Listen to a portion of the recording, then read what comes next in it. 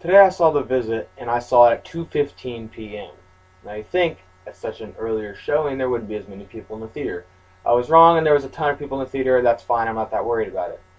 But there was so many people in the theater that all of their loud talking, overly consistent laughing, and munching and stuffing their faces with food the whole movie was so utterly annoying that I had to take the time to talk to you about it. This is just some personal advice from me to you. When you go into a movie theater, keep in mind you are not the only person inside the movie theater. There are usually other people around you, and you don't usually know them. You don't know if someone like me is in there who has a deep, deep passion for movies and is trying to dissect them and to share his opinions with other people on YouTube about them. So when you're talking in the movie, you're making my job harder. And when you're opening 39 chip bags the entire movie, you're making my job harder. When you go see a movie, get a snack and a drink. That's fine. You don't need to bring the entire fun bag size of chips in the movie and eat the whole time. Be quiet. Just shut up. I was sitting in the front row, not the front row, but the front section, and I was freaking so annoyed with the people behind me because they would not shut up. Yes, there are funny parts in this movie, but also there are not funny parts in this movie because it's a horror movie. And I swear, the entire time when there was a scary part, they would laugh. That's fine if you don't think it's scary and you think it's funny. But someone like me might be scared. Someone like me might be trying to enjoy the movie. Shut up! If you don't think it's scary, you don't have to laugh. And you don't have to laugh loudly. If you want to chuckle to yourself, that's one thing. But they were bellowing and just laughing as hard as they can like if they thought it was the funniest thing ever. So please, please be courteous when you're watching a movie.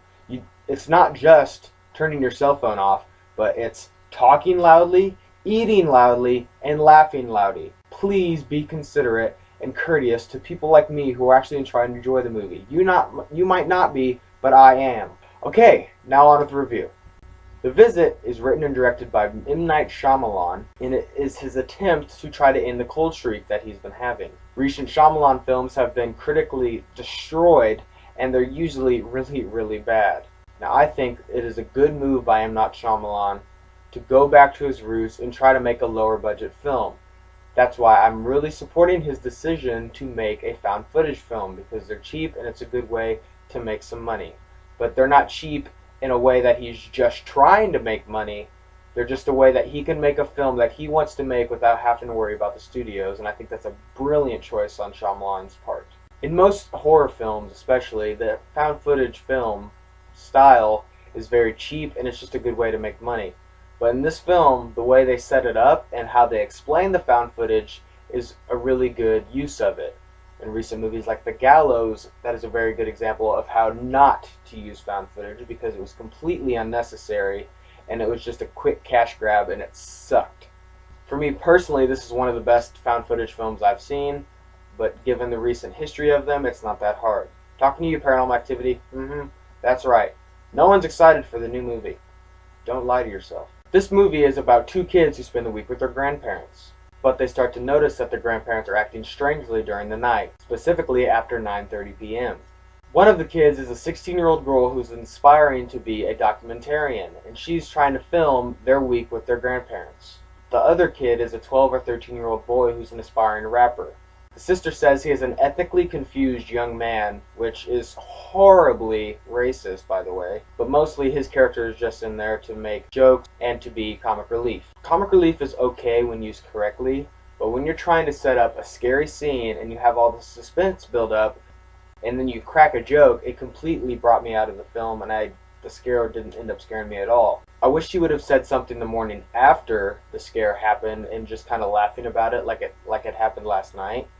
But when he says it in the moment, it completely brought me out of it and it just didn't work at all.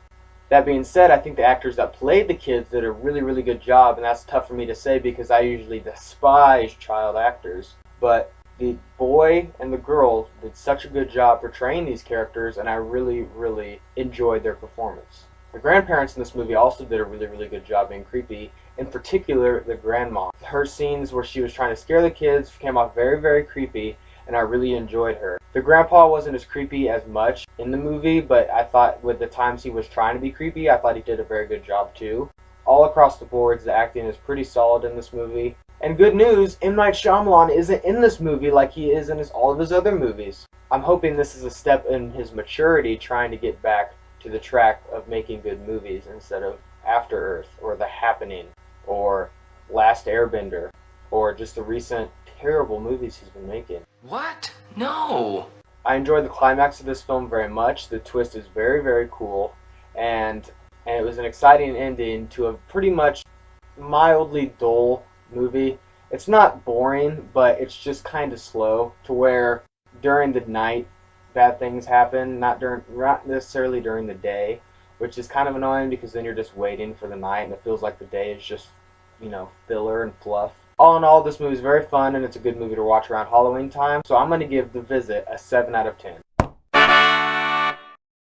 Thanks for watching, guys, and make sure you comment below and let me know what your favorite M. Night Shyamalan movie is. My personal favorite is The Sixth Sense. Keep watching for my next review of The Perfect Guy. See you later, guys.